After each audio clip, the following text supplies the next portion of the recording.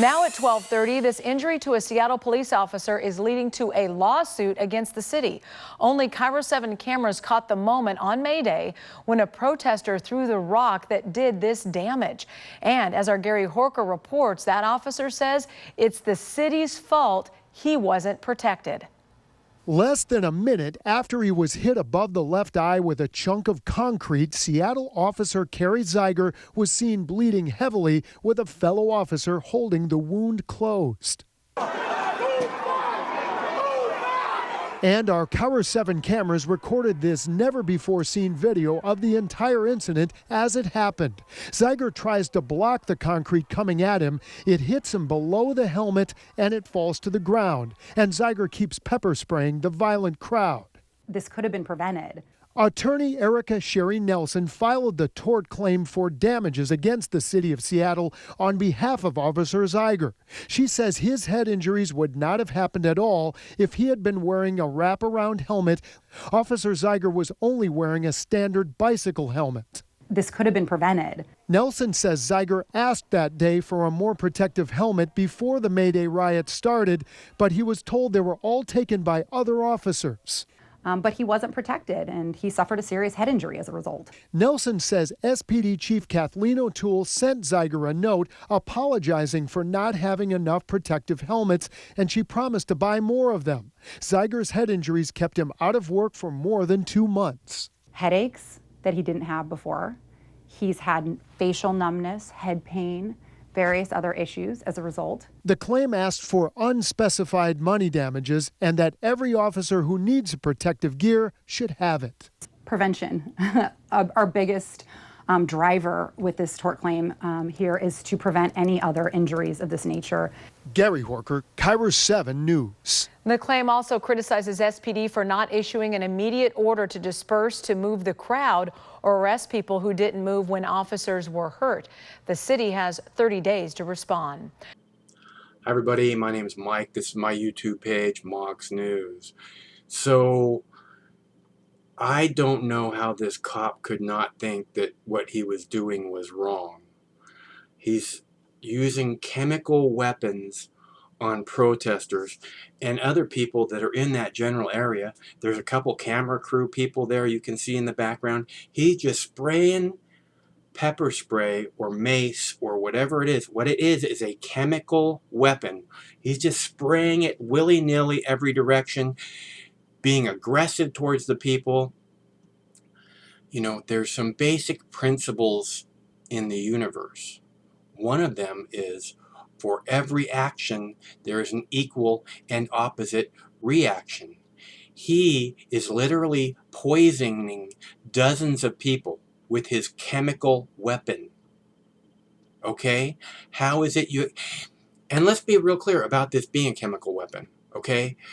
If they were in Afghanistan and he was U.S. military, he would not be allowed to use that weapon on people because it's considered a chemical weapon, and the U.S. military would almost instantly be investigated for war crimes using chemical weapons. If this was the U.S. military and it was Iraq or Afghanistan and he was just spraying the crowd like this, there would be an instant investigation into U.S. using chemical weapons on Afghan citizens. Instant. And there would be no doubt that that is what happened. Okay? This is a dangerous weapon.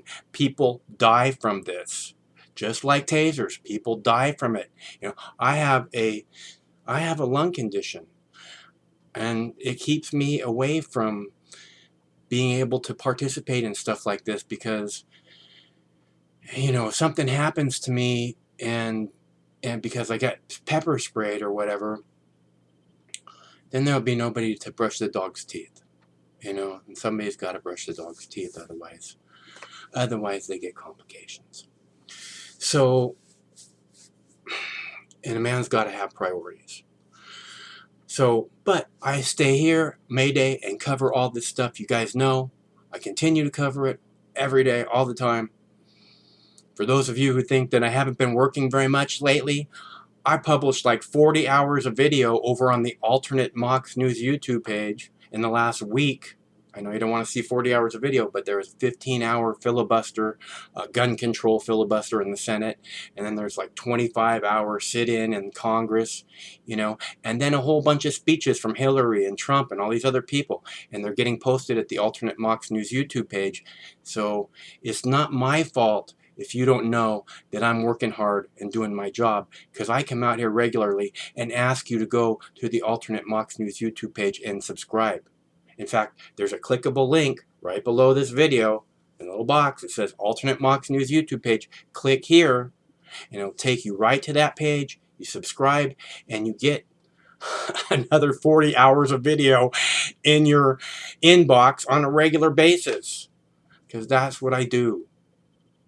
Okay? But I digress. This cop, you notice that he's the only cop that got hit in the face with a piece of concrete in that little confrontation. He's the one. And this is what you cops need to understand, okay? You need to be behind the people. You're supposed to be there protecting the people, okay? And what you're doing is confronting the people. And when you confront them with violence and weapons, there will be an equal and opposite response.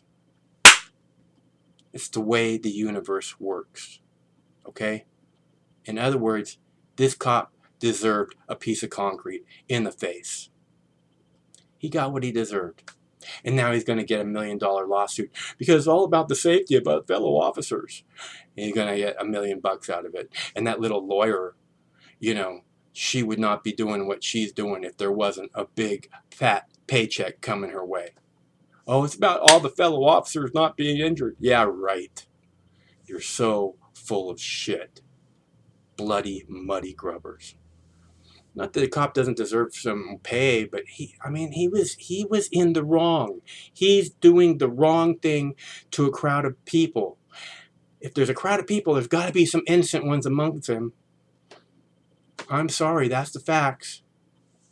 Probably even some who respect cops, although that percentage gets lower every day because of the equal and opposite reaction in the universe rule. Thanks for tuning in. My name's Mike. This is my YouTube page, Mox News. You should go and subscribe to the Alternate Mox News YouTube page. Clickable link in the text body of the video. I'm also asking people to put a little something in my bowl. Summertime, donations slow way down. And if you don't put something in my bowl, it makes it really hard for me to do anything.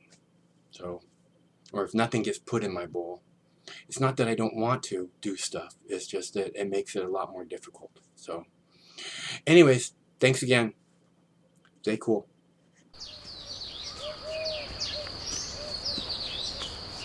Compassion stirred the Buddha to send his monks out into the community. Sworn to chastity and poverty, they wandered the roads, bringing the Buddha's teachings into the world.